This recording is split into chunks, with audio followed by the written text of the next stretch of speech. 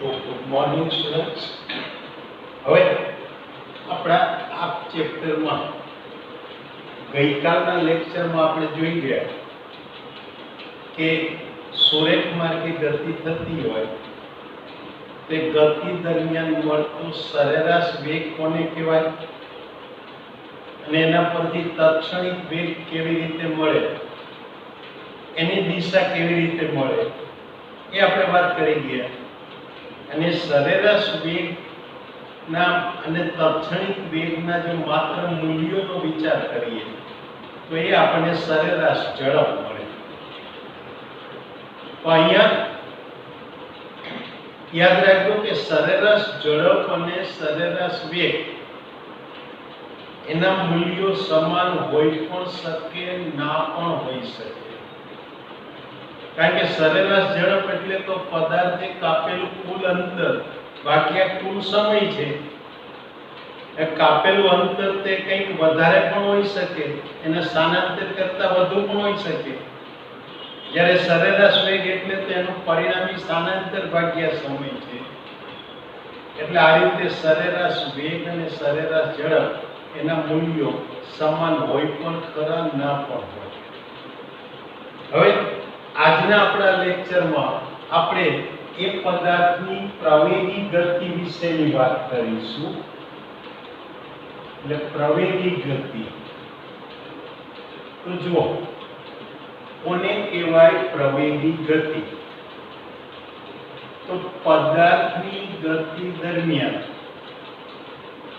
એના વેગમાં સમય સાથે કે સ્થાન સાથે સતત ફેરફાર થતો હોય તો તેની ગતિને પ્રવેગી ગતિ કહેવાય. એટલે ટૂંકમાં પદાર્થની ગતિ દરમિયાન એના વેગમાં જો સતત ફેરફાર થતો હોય તો તેની ગતિને પ્રવેગી ગતિ કહેવાય. એટલે આપણે વ્યાખ્યા શું લખી શકીએ કે પદાર્થની ગતિ દરમિયાન તેનો વેગ જો સતત બદલાતો હોય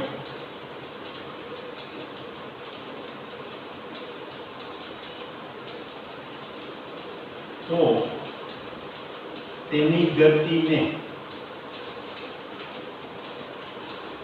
પ્રવેગી ગતિ કહેવાય.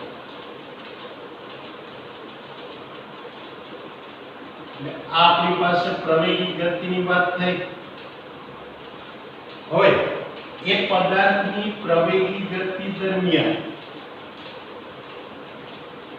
એની પ્રવેગી ગતિ દરમિયાન એના વેગના ફેરફાર એ જુદા જુદા ત્રણ પ્રકારે મળી શકે.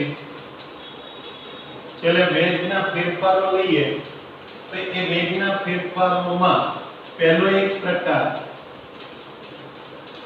કે જ્યાં વેગનું માત્ર મૂલ્ય બદલાય.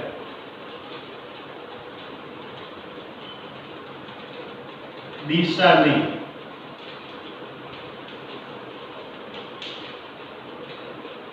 ઉદાહરણ વિચારો તો ઉદાહરણ તરીકે સ્ટેશનની નજીકના વિસ્તારમાં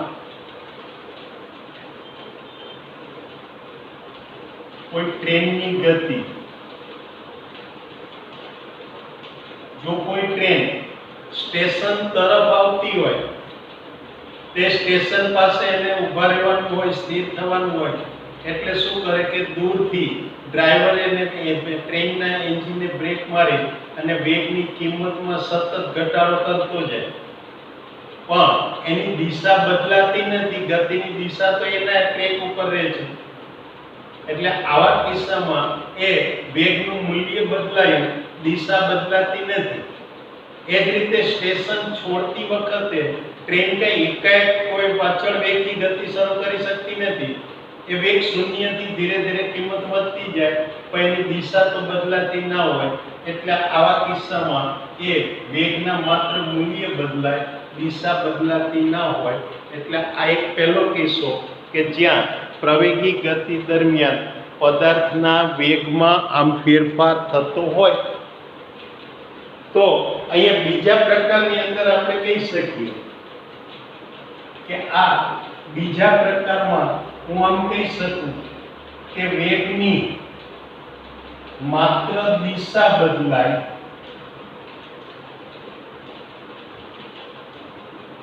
મૂલ્ય નહીં.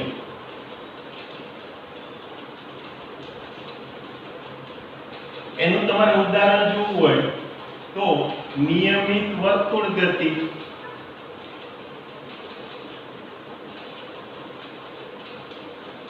ચલો નિયમિત વર્તુળ ગતિ લો એટલે કે અચળ રેખીય ઝડપથી વર્તુળ માર્ગે થતી પદાર્થની ગતિ એટલે એની વર્તુળ ગતિ કહેવાય. તો જો પદાર્થ આ રીતે વર્તુળ માર્ગે ગતિ કરતો હોય, એ ગતિ દરમિયાન એના વેગનું મૂલ્ય અચળ રહેતું હોય, તો એ ગતિને નિયમિત વર્તુળ ગતિ કહેવાય. એટલે વર્તુળ પરના P બિંદુ પાસે હોય ત્યારે એનો વેગ ગણું તો પથને દોરેલો સ્પર્શક એટલે કે આ દિશામાં મળે એટલે આ મને વેગ Vp મળે. જો અહીંયા આગળ આ બીજા કોઈ Q બિંદુ પાસે પદાર્થનો વેગ શોધવા જાઓ તો Q પાસે વર્તુળને દોરેલો સ્પર્શક એટલે આ વેગ Vq આપે. હવે અહીંયા તમે જોઈ શકો કે આ Vp અને Vq બંનેના મૂલ્યો સમાન હોય, પણ એ બંનેની દિશાઓ જુદી છે. એટલે આ રીતે આ કિસ્સામાં માત્ર દિશામાં ફેરફાર થતો હોય, મૂલ્ય બદલાતું ના હોય. અને ત્રીજા પ્રકારનો જે પ્રવેગી ગતિ છે, એ પ્રવેગી ગતિમાં શું કહી શકાય કે વેગના મૂલ્ય અને દિશા બંને બદલાતા હોય.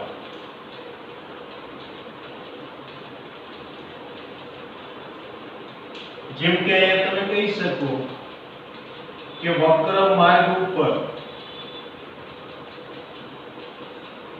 વાહનની ગતિ, વાહન જ્યારે હાઈવે પર ગતિ કરતું હોય તો જરૂર નથી કે હાઈવે એના પ્રારંભિક સ્થાનથી અંતિમ સ્થાન સુધી માત્ર એક સુરેખ માર્ગ ઉપર જ હોય કે જેથી કરીને રેલવેના ટ્રેકની જેમ એ માર્ગ એટલો સુરેખ હોતો નથી. પરિણામે એની દિશામાં સતત ફેરફારો થઈ શકતા હોય. એટલે વક્ર માર્ગ હોય તો એની દિશા બદલાતી રહે, સાથે સાથે એની ઝડપ પણ બદલાતી રહે. એટલે આ ત્રણ પ્રકારે વેગની અંદર ફેરફાર થતા હોય તો એ ત્રણેય પ્રકારની ગતિ એ પ્રવેગી ગતિ કહેવાય. એ ઉપરાંત જો ગતિ દરમિયાન પ્રવેગ અચળ રહેતો હોય તો એને નિયમિત પ્રવેગી ગતિ કહેવાય. એટલે કે પ્રવેગી ગતિમાં બીજી એક વસ્તુ આમ કહી શકું કે ગતિ દરમિયાન જો પ્રવેગ અચળ હોય, એ પ્રવેગ અચળ રહેતો હોય તો તેને નિયમિત પ્રવેગી ગતિ કહેવાય.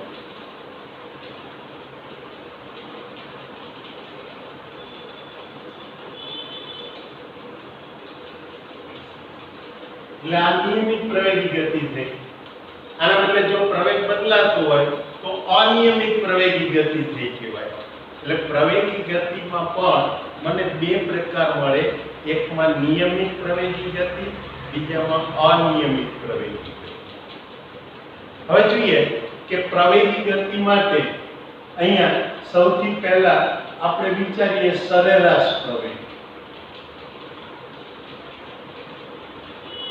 ચલો સરેરાશ પ્રવેગ એટલે શું એ વિચારીએ. તો હું આમ કહી શકું કે પ્રવેગી ગતિ કરતા પદાર્થ માટે, ચલો કોઈ પ્રવેગી ગતિ કરતો પદાર્થ હોય એ પદાર્થ માટે હું t1 સમયે એનો વેગ v1 લઉં અને t2 સમયે એનો વેગ v2 લઉં, તો આ t2 t1 બરાબર ડેલ્ટા t કહું તો આટલા સમયમાં તેના વેગનો ફેરફાર, ચલો વેગનો ફેરફાર કહો તો ડેલ્ટા v કહીએ તો એના બરાબર અંતિમ વેગ માઈનસ પ્રારંભિક વેગ, એટલે આ એના વેગમાં થતો ફેરફાર મળે. અને જો આ ડેલ્ટા t સમયમાં વેગમાં થતો ફેરફાર ડેલ્ટા v હોય તો એકમ સમયમાં વેગમાં થતા ફેરફારને તેનો સરેરાશ પ્રવેગ કહેવાય. એટલે કે હું અહીંયા આગળ વ્યાખ્યા લખી શકું કે વ્યાખ્યા શું કહેવાય કે એકમ સમયમાં પદાર્થના વેગમાં થતા ફેરફારને તેનો સરેરાશ પ્રવેગ કહેવાય. એટલે આ એનો સરેરાશ પ્રવેગ અહીંયા કહી શકાય. અને માટે કહી શકાય કે પદાર્થનો સરેરાશ પ્રવેગ, ચલે સરેરાશ પ્રવેગ, પ્રવેગ એટલે એને a વડે દર્શાવો તો સરેરાશ એટલે કે a બાર. જેમ વેગમાં આપણે સરેરાશ દર્શાવવા માટે ઉપર બાર મૂકતા હતા એમ અહીંયા v બાર, તો આ સરેરાશ પ્રવેગ બરાબર હું શું લખી શકું કે એના વેગનો ફેરફાર એટલે v2 v1 છેદમાં સમયનો ફેરફાર એટલે t2 t1 એટલે કે delta v upon delta t. આ મને એનો સરેરાશ પ્રવેગ મળે. ચાલો ફરી પાછું જેમ આપણે પેલા સરેરાશ વેગ વખતે કહેતા હતા કે સરેરાશ વેગ ગતિ દરમિયાન વેગ વિશેની ચોક્કસ માહિતી આપી શકતો નથી. પરિણામે આપણે ચોક્કસ માહિતી મેળવવા માટે સમય ડેલ્ટા t નું લક્ષ્ય શૂન્ય લીધું અને લક્ષ્ય શૂન્ય લઈ અને એના પરથી આપણે શું કરતા હતા, તત્ક્ષણિક પ્રવેગ વેગ મેળવતા હતા. અને તત્ક્ષણિક વેગ મેળવવા માટે આ સમયનો ગાળો ડેલ્ટા t નું લક્ષ્ય આપણે શૂન્ય લીધું. તો એક પ્રકારે અહીંયા પણ કહી શકાય કે સરેરાશ પ્રવેગ એ ગતિ દરમિયાન પ્રવેગ વિશેની ચોક્કસ માહિતી આપી શકતો નથી અને માટે એના કોઈ પણ સમયે પ્રવેગ જોઈતો હોય તો લિમિટ ડેલ્ટા t ને મારે શૂન્ય લેવું પડે. એટલે કે અહીંયા આગળ પણ કહી શકાય કે જો limit delta t tends to 0 હોય એટલે કે સમયના તફાવત ડેલ્ટા t નું લક્ષ્ય શૂન્ય હોય તો આપણે લખી શકીએ કે તત્ક્ષણિક પ્રવેગ, તો જે પ્રવેગ મળે એ તત્ક્ષણિક પ્રવેગ મળે અને તત્ક્ષણિક પ્રવેગ એ બરાબર હું આમ લખી શકું limit delta v upon delta t જ્યાં ડેલ્ટા t નું લક્ષ્ય શૂન્ય. યાદ કરો મિત્રો કે તત્ક્ષણિક વેગ માટે limit delta x upon delta t 0 હતું, એટલે ડેલ્ટા કે તત્ક્ષણિક વેગ માટે limit delta x upon delta t જ્યાં ડેલ્ટા t ટેન્ડ્સ ટુ 0 હતું અને એને આપણે લખતા હતા x નું t ની સાપેક્ષે વિકલન. એમ અહીંયા આપણું વિધેય x ના બદલે કોણ છે, વેગ v, અને માટે આને લખી શકાય કે પ્રવેગ એ બરાબર વેગનું સમયની સાપેક્ષે વિકલન. એટલે આ રીતે તત્ક્ષણિક પ્રવેગ મારે જોઈતો હોય તો મારે એ કણના વેગનું સમયની સાપેક્ષે વિકલન કરવું પડે તો મને એનો તત્ક્ષણિક વેગ મળે. પણ બીજી વસ્તુ કે વેગ v બરાબર તો dx/dt. હવે v ની આ કિંમત મૂકું તો એનો અર્થ એ કે પ્રવેગ a બરાબર d/dt ઓફ v ની જગ્યાએ શું મૂકી શકું? dx/dt. ચલો આનો અર્થ શું થયો? x નું t ની સાપેક્ષે વિકલન કરો અને જે પરિણામ આવે એનું ફરીથી t ની સાપેક્ષે વિકલન કરો એટલે તમને પ્રવેગ મળે. આનો અર્થ એ કે આમાં વિકલનની પ્રક્રિયા બે વખત કરવાની આવે. એટલે આ જો સ્થાન x ના સમીકરણનું સમયની સાપેક્ષે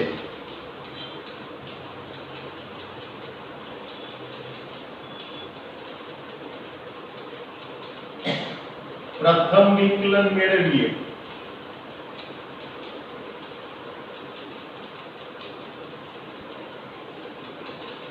તો તે વેગ આપે અને પરિણામનું ફરીથી વિકલન કરીએ વેગનું વિકલન એટલે કે x નું બીજી વખત વિકલન કરીએ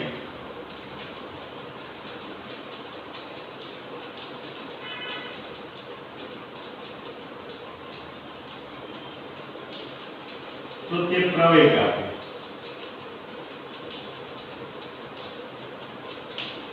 અને માટે કહેવાય કે સ્થાનના સૂત્રનું સમયની સાપેક્ષે બીજી વખતનું વિકલન એટલે કે દ્વિતીય વિકલન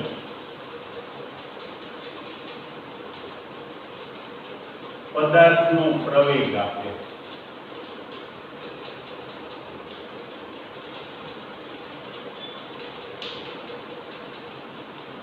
તો હવે જુઓ, માની લો કે હું અહીંયા આગળ કોઈ એક ઉદાહરણ લઉં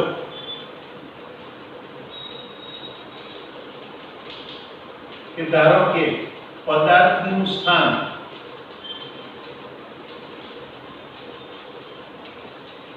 x બરાબર a પ્લસ bt વડે બદલાય છે, જ્યાં a અને b અચળ હોય, t એટલે સમય છે. તો મારે આ પદાર્થનો વેગ જોઈતો હોય તો વેગ બરાબર x નું સમયની સાપેક્ષે વિકલન એટલે કે a પ્લસ bt આનું સમયની સાપેક્ષે વિકલન થાય. હવે યાદ કરો, મેં તમને ગયા લેક્ચરમાં વિકલનના અમુક કાર્ય નિયમો આપેલા હતા. શું કહ્યું હતું કે બે પદોના સરવાળા કે બાદબાકીના વિકલન હોય તો વિકલનોના સરવાળા કે બાદબાકી થાય. એટલે કે આના બરાબર હું આમ લખી શકું dA/dt પ્લસ dBT/dt.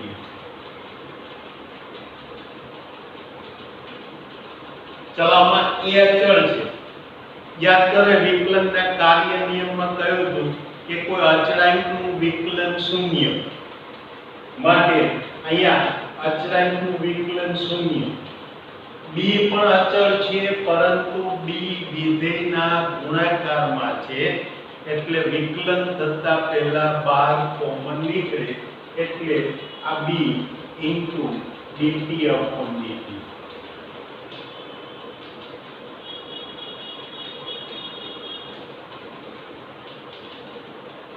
ચલો હવે t dt/dt એટલે 1 થઈ જાય અને માટે આ વેગ v બરાબર b હોય. હવે જો આનો પ્રવેગ શોધવા જાવ તો dv/dt એટલે કે અહીંયા db/dt મળે. ફરીથી b અચળ છે એટલે એનું વિકલન શૂન્ય એટલે એનો પ્રવેગ શૂન્ય થાય. એટલે કે આની ગતિ દરમિયાન વેગ અચળ રહે છે. અને અહીંયા જુઓ કે આ સ્થાન દર્શાવતા સૂત્રમાં સમયની એક જ ઘાત છે એટલે કે સમયનું એ સુરેખ સમીકરણ છે.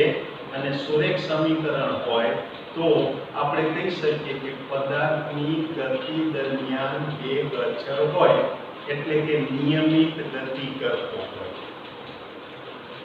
આના બદલે માનો કે આ બીજું એક ઉદાહરણ આવું લઉં કે સ્થાન x બરાબર at પ્લસ bt સ્ક્વેર વડે બદલાતું હોય. ચાલો એ રીતે બદલાતું હોય તો પહેલા વેગ શોધું. તો અહીંયા આગળ હું સીધું લખું કે d/dt of at plus d/dt of bt square. ચલો આમાં a અચળ છે એટલે કોમન નીકળે. t નું t ની સાપેક્ષે વિકલન 1. અહીંયા b અચળ છે એટલે કોમન નીકળે. હવે t સ્ક્વેર નું વિકલન યાદ કરો શું કહ્યું હતું x રેઝ ટુ n નું વિકલન લો તો n x raise to n - 1 dx/dt. એટલે ઘાત એ સહગુણક બને. ઘાતમાં 1 નો ઘટાડો થાય એટલે કે આનું વિકલન કરું તો 2t dt/dt એટલે 1. એટલે કે અહીંયા વેગ મળે a + 2bt. હવે આ સમીકરણમાં તમે જોઈ શકો કે વેગ એ સમય સાથે બદલાય છે. ભલે a અને b અચળ હોય પણ સમય t બદલાય છે એટલે વેગ બદલાય છે. અને વેગ સમય સાથે બદલાય છે માટે આ ગતિ એ પ્રવેગી ગતિ થઈ. જો આનો મારે પ્રવેગ જોઈતો હોય તો પ્રવેગ એ બરાબર dv/dt એટલે કે d/dt ઓફ જો હું બીજી વખતની વિકલનની પ્રક્રિયા કરું છું. પહેલી વખતની વિકલનની પ્રક્રિયા કરી ત્યારે મને વેગ મળી ગયો. હવે બીજી વખત લઈએ તો આ પ્રવેગ એ બરાબર ચલો I અચળાંક છે એટલે એનું વિકલન 0. અહીંયા આગળ 2bt નું વિકલન લઈશ એટલે શું મળશે 2b એટલે કે પ્રવેગ એ બરાબર 2b. તો અહીંયા આગળ પ્રવેગ સમય સાથે અચળ રહેશે એટલે કે આ નિયમિત પ્રવેગી ગતિ થાય. એટલે જો સ્થાન દર્શાવતા સમીકરણમાં સમય t ની ઘાત 1 હોય તો નિયમિત વેગથી એટલે અચળ વેગથી ગતિ થાય એટલે નિયમિત ગતિ કહેવાય. આ સ્થાન દર્શાવતા સમીકરણમાં સમયની ઘાત 2 હોય એટલે કે એનું દ્વિઘાત સમીકરણ હોય તો અહીંયા આગળ એનો પ્રવેગ અચળ હોય એટલે કે એ નિયમિત પ્રવેગી ગતિ હોય. અને જો આ સમયની ઘાત 2 કરતા વધારે હોય તો અહીંયા પ્રવેગના સૂત્રમાં પાછો સમય આવવાનો અને સમય આવે તો કહી શકાય પ્રવેગ એ સમય સાથે બદલાય તો એ ચલ પ્રવેગ વાળી ગતિ કહી શકાય. એટલે આ રીતે અહીંયા આગળ હું 3 અગત્યના મુદ્દાઓ લઈ શકું. ચાલો આના પરથી આપણી પાસે આ અગત્યના જે મુદ્દાઓ છે